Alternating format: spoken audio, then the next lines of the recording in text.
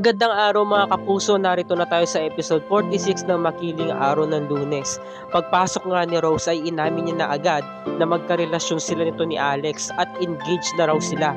Pinakita niya sa harapan ni Amira na suot-suot niya yung singsing.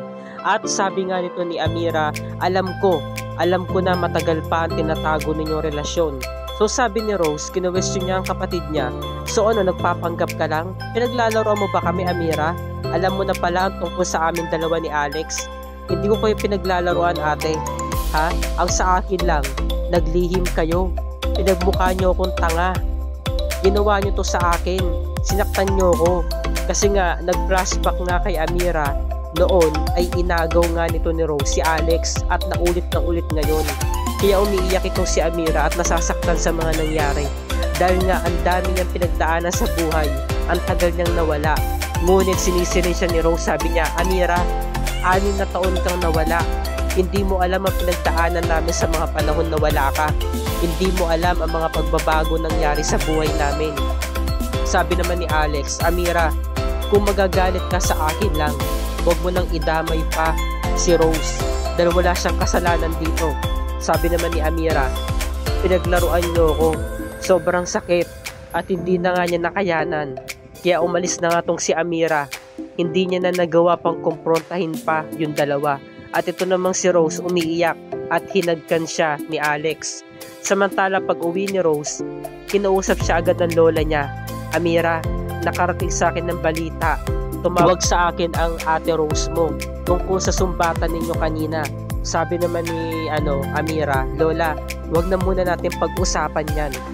Dahil naglihim kayo sa akin. Ang tagal kong tiniis na hindi kayo makasama sa loob ng 6 na taon. Ginawa ko yun para sa proteksyon ninyong lahat. At ngayon, nandito ako tapos malalaman ko na naglihim kayo sa akin? Ha?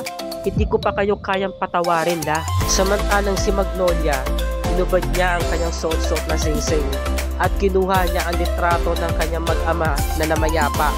Nanumbalik sa kanya lahat ng mga alaala noong mga panahon na namatay ang kanilang anak dahil sa ipinagmamalaking produkto ng Nexensium. Pinangako ni Doc Franco na gagaling ang kanilang unika iha, ngunit dahil sa gamot na yun pala magiging mitya ng pagkamatay ng kanilang kaisa-isang anak. Kaya naman hindi pa rin malimutan ni Magnolia ang lahat ng sakit na naranasan niya dahil nawala sa kanya ang kanyang anak, pati na rin ang kanyang asawa na si Victor. Sabi naman ng asawa niya, ipaghihiganti daw niya ang pagkamatay ni Serene dahil nag-iisang anak daw nila ito. Ngunit nakiusap noon si Magnolia na sabi niya, kilala kita Victor. Nakikita ko sa mga mata mo na gusto mong gumawa ng krimen. Kung gusto mo mang gawin yan, pinangunahan na kita pakiusap. Huwag mo nang ituloy. Pinagbawalan niya na noon si Victor dahil alam niya mapapahamak ito. Maaring malagay sa peligro ang buhay nito. At dumating na nga yung panahon na sumugod nga si Victor sa event ng Nexensium noong araw na yon. At doon din siya napatay ni Mang Luis, ang gwardya ng pamilya Terra. Kaya naman ipinangako ni Magnolia na magbabayad ang mga anak ni Franco, pati na rin ang mga tao tumutulong sa pamilya Terra. Talagang pagbabayaran niya ito at hindi niya ito malilimutan hanggang sa ito'y makulong at maparusahan sa kanilang mga kasalanang ginawa. Samantala ang ama naman ni Ren ay kinausap si Portia na magpapadala siya ng mga tao para kunan siya ng statement at iniwan muna siya kay Ren. Sabi niya, Ren, ikaw na muna bahala sa pinsan mo. Lumapit si Maxine at pinalakas ang loob ni Portia. Sabi niya, think positive lang at manunumbalik din sa dati ang ganda mo, pati ang buhok mo, pati ang lifestyle mo. Ngunit kinuwestiyon siya ni Portia, Maxine, sa dami-dami pinagdaanan ko, kinidnap ako at muntikan pa ako mamatay tapos tatanungin mo ko na magiging okay lang ako at maging think positive? Sabi naman ni Oliver, tama naman na sinabi ni Portia, si Amira ang sumira ng buhay namin. Dahil sa akin kaya nawalan ako ng mana. Tinanggalan ako ng karapatan ng aking ama. Ngayon natakot si Maxine. Sabi niya ayoko nang isipin yan. Sabi naman ni Oliver, baka isang araw, iisa naman sa inyong tatlo ang paghigantihan ni Amira. Sabi naman ni Seb, tanggapin na lang natin ang pagkakataon na talagang naghihiganti na si Amira sa mga ginawa natin. Ngunit sabi naman ni Ren, hindi naman nahayaan ni Tito Franco na ipagsawalang bahala ang nangyari sa'yo, Portia. Talaga ipaghihiganti ka niya. At saka nandito rin naman ang tatay ko. Samantala, umuwi na nga ng bahay si Alex kasama si Rose at binigyan sila ng kape ng kanyang ama na si Mang Luis. At hindi pa rin talaga matahan sa pag-iyak si Rose dahil nasasaktan siya. Sabi ng kanyang kapatid, ang busong kapatid ni Alex, okay lang ba kayo? Mukhang meron kayong problema. Napaamin si Rose, sabi niya, sobrang sakit lang kasi namang galing sa kapatid mo. Yung sinisisi ka niya, hindi ko matanggap. Sabi naman ni Mang Luis, magiging maayos din ang lahat. Kaya lang naman kayo nagkakaganyan dahil pare-pares kayo nasasaktan. Matatanggap din ni Amira ang relasyon ninyong dalawa ni Alex. Ngayon kino-comfort ni Alex si Rose habang ito umiiyak. Ang sabi naman ng kapatid niya, tama si tatay, kahit anong mangyari nandito lang din ako sa likod niyo.